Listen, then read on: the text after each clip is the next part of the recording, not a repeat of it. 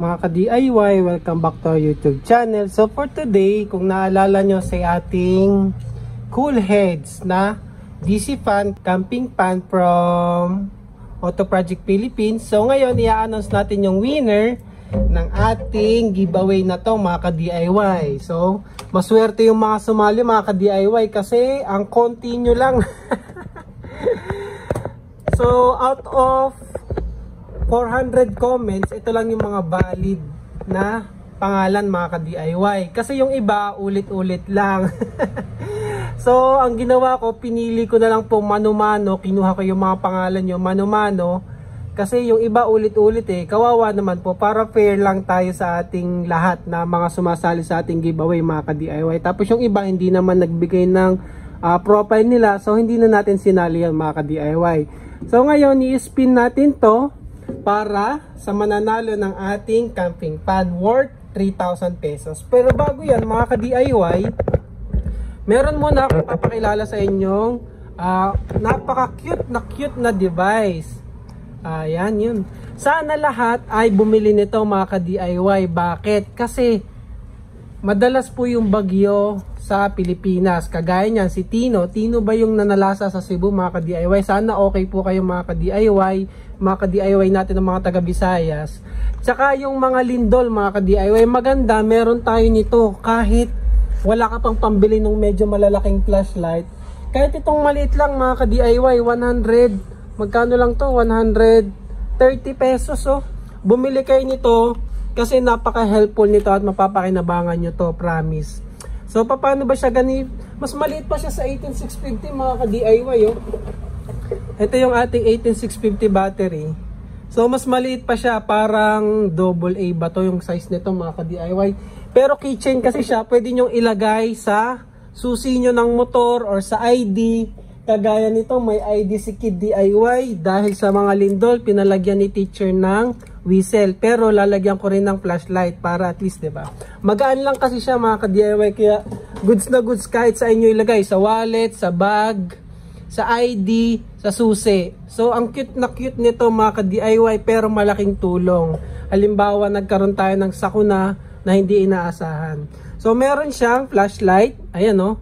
So, first, second, third, tsaka fourth. Ayan yung pinaka-bright niya. So, sobrang liwanag niya talaga, mga ka-DIY.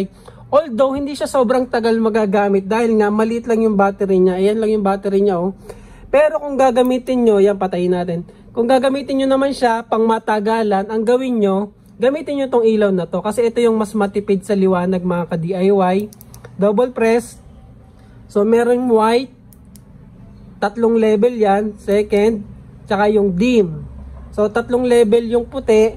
Yung dilaw, meron din siya. Yan yung brightest ng dilaw. Second. Tsaka yung pinaka-dim.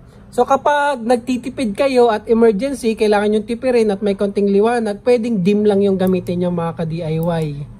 Ayan, o. Yan, mayroon siyang dim. Tapos ang maganda pa dito, mga ka-DIY, ay glow in the dark tong ano na to eh, yung case niya. So kapag nalawbat na siya, may konting liwanag pa rin na makikita nyo siya, mga ka-DIY.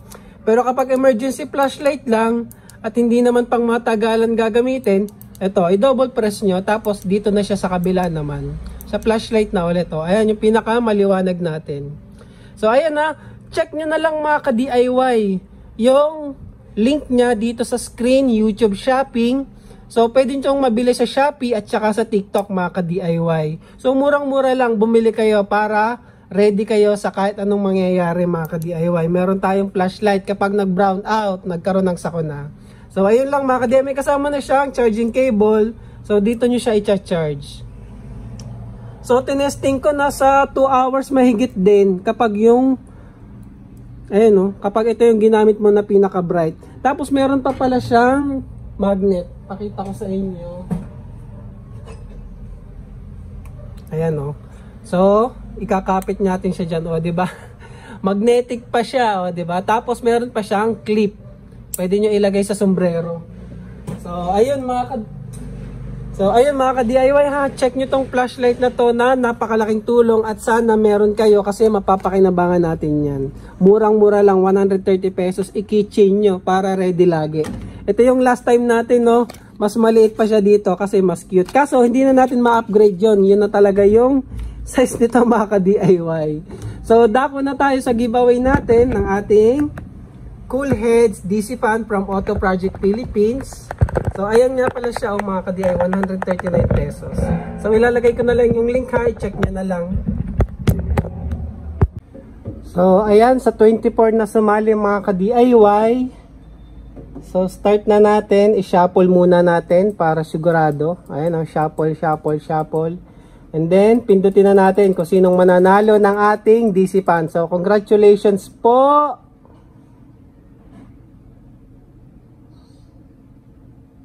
Mary Ann Kapuloy Liwanag. So check natin yung Facebook account ni ma'am kasi 'di ba dapat i-share niyo tong mga ka-DIY.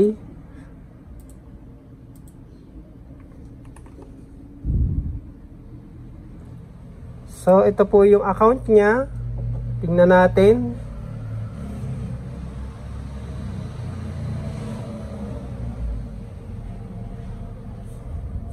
So medyo active si ma'am, no? Mahilig mag-post. Check natin kasi October pa yung video natin last week.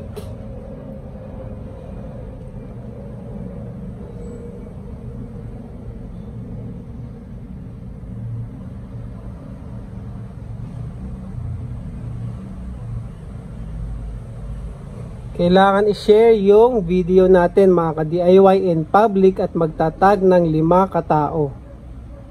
So October 29. Ayun, no?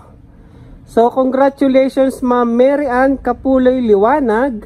Shinare niya po yung ating DC Fan at nagtag ng 5 katao at syempre naka-public. So maraming salamat po Ma'am Mary Ann. Congratulations, nanalo po kayo ng DC Fan. Message nyo lang po ako sa Shopee para may padala po namin sa inyo. So yun lang, maraming salamat and thank you for watching mga ka-DIY.